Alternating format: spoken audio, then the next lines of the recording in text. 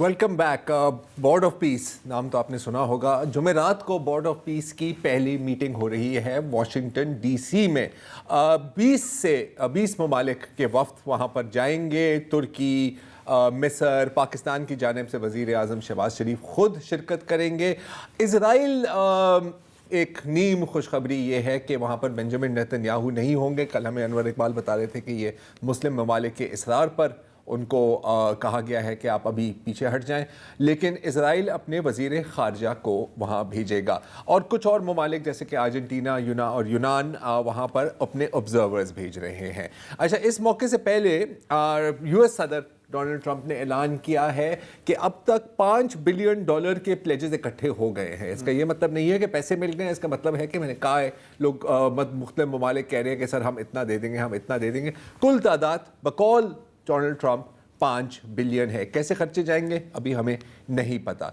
इसके साथ साथ आपको पता है कि एक इंतहाई कंट्रोवर्शियल जो बात है वो है कि मुसलमान ममालिक अपनी अफवाज को भेजें गज़ा में। तो अब तक जहाँ तक पाकिस्तान का मौक़िफ़ है तो हमने कमिट नहीं किया ऑफिशियली।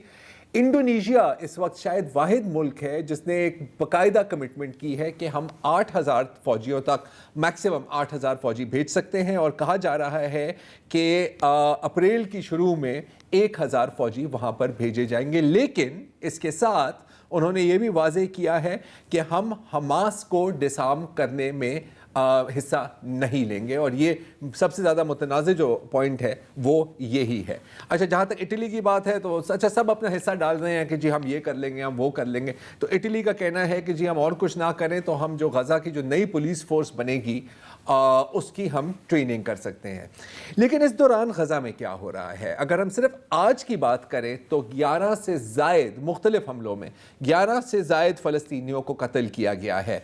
अगर हम पिछले कई माह की हिसाब लगाएं जैसे हम लगाते रहते हैं तो कई सौ फ़लस्तीनियों को, तकरीबन 1,000 फ़लस्तीनियों को जंग बंदी के बाद जंग में कत्ल किया गया है।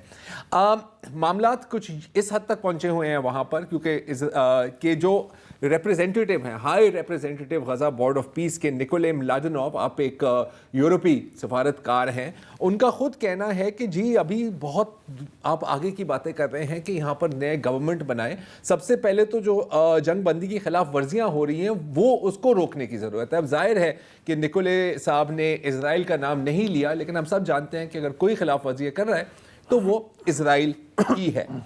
अच्छा, ये एक जानिब ये हो रहा है और दूसरी जानिब इस अमन की ढाल के पीछे इज़राइल पूरा फ़ायदा ले रहा है और अब इज़राइल की नज़रें अब क्या कई माह से, कई सालों से उनकी नज़रें हैं वेस्ट बैंक पर और लेकिन अब उनको लग रहा है कि उनको मौका मिल गया है कि वहाँ से फ़लस्तीनियों का तकरीबन मुकम्मल सफाया किया जाए। अब पहले तो मैं आपको ज़रा बताना चाह रहा हूँ कि इस वक्त क्या किया जा रहा है कि वहाँ के जो कवानीन हैं वो तब्दील किए जा रहे हैं। लेकिन इससे पहले मैं आपको दिखाना चाह रहा हूँ कि वेस्ट बैंक जो है वो 3 हिस्सों में तकसीम है।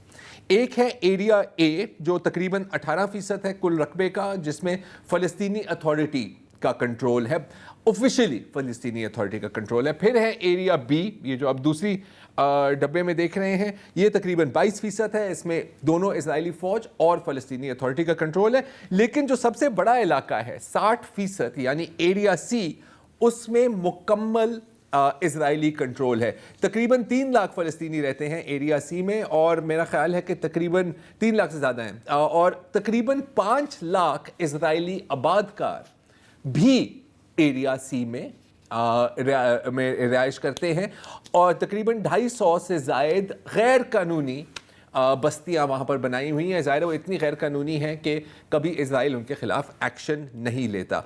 अच्छा, अब क्या हो रहा है कि इज़राइल ने वहाँ पर एक प्लान की अप्रूवल दे दी है कि वहाँ पर लैंड रजिस्ट्रेशन शुरू हो जाए। अब बज़ाहिर आप समझेंगे कि लैंड रजिस्ट्रेशन में कितनी क्या बड़ी बात है। एरिया सी में अब हुआ क्या कि जब ये उर्दन के ज़ेर इंतज़ाम था 1967 तक, जब जंग हुई और फिर इज़राइल यहाँ पर काबिज़ हो गया, तो वहाँ पर 2 किस्म की ज़मीन थी, एक तो रियासत की ज़मीन थी और एक फिर प्राइवेट प्रॉपर्टी, ठीक है, और वहाँ पर रजिस्ट्रेशन भी जारी थी। जब इज़राइल वहाँ पर कब्ज़ा किया तो ये रजिस्ट्रेशन की प्रोसेस को रोक दिया। अब मसला क्या है کہ زیادہ تر جو وہاں پر فلسطینی رہتے تھے وہ کسی اور جگہ سے بے دخل ہو کے آئے تھے، یا پھر جنگ کے دوران ان کے دستاویزات ان سے یا تو چوری کیے گئے یا تو وہ تباہ کر دیے گئے۔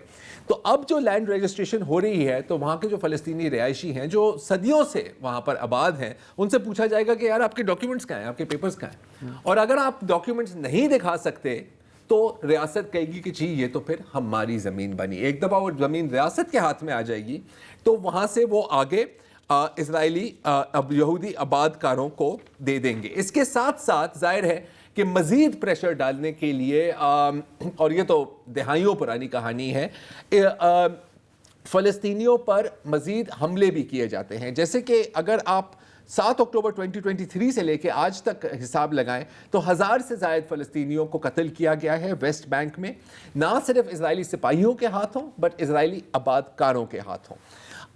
یہ جو پچھلا جو 4-5 مہینے رہے ہیں اس میں سب سے زیادہ حملے ہوئے ہیں۔ اگر ہم پچھلے 2 دنوں کی بات کریں تو وہاں پر ہم نے دیکھا ہے کہ اسرائیلی ممبرز آف پارلیمنٹ نے باقاعدہ ویسٹ بینک کے سکولز میں گھس کر وہاں پر توڑ پھوڑ بھی کی ہے، بچوں کی کتابیں بھی ان سے لی ہیں۔ یہ ایک ٹپیکل ہراسمنٹ ہے جو چلتی رہتی ہے۔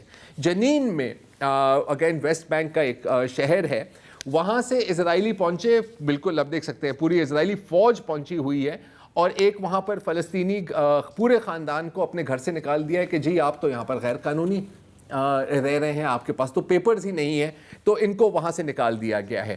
اچھا، اس کے ساتھ ساتھ ہم یہ بھی جانتے ہیں کہ وہاں پر جو فلسطینی کاشتکار ہیں ان کو ہمیشہ ہراساں کیا جاتا ہے، ان کے پانی کو روکا جاتا ہے یا ان کے پانی کے پائپس کے اندر سیمنٹ ڈال دی جاتی ہے، ان کو گھیرا جاتا ہے، ان کے زیتون کے درخت ہیں ان کو تباہ کیا جاتا ہے۔ اور آج ایک انتہائی افسوسناک خبر یہ ہے کہ جو یہ انتہا پسند آباد کار ہیں، جو انتہا پسند یہودی آباد کار ہیں، انہوں نے حملہ کر کے ایک فلسطینی کے جتنی بھی بکریاں تھیں ان کے اوپر پیٹرول چھنک کر ان کو جلا دیا۔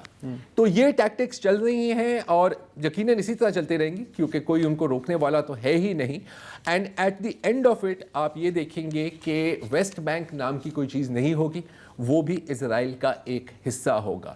تو یہ ہے اب تک غزہ کی پیس ڈیل کے اثرات۔ یقیناً آنے والے دنوں میں اور آنے والے ماہ میں ہم دیکھیں گے کہ یہ پیس نہیں تھی بلکہ فلسطین کے پیسز بنانے کا ایک منصوبہ تھا۔ آج کے لیے اتنا ہی جی، اجازت دیجیے، خدا حافظ۔